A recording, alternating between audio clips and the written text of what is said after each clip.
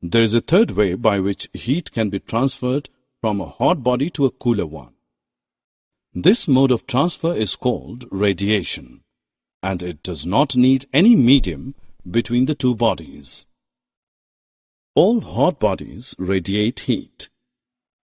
The hot objects radiate heat rays to the surroundings. Heat from the sun comes to us by radiation. It travels through millions of kilometers of space to reach the earth. When this heat falls on some object, a part of it is reflected, a part is absorbed, and a part may be transmitted.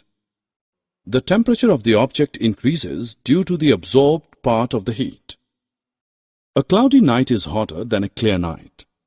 When the sky is clear, the heat radiation goes into the atmosphere, but due to the presence of clouds in the sky, these thermal radiations are reflected back to the earth and one feels warmer.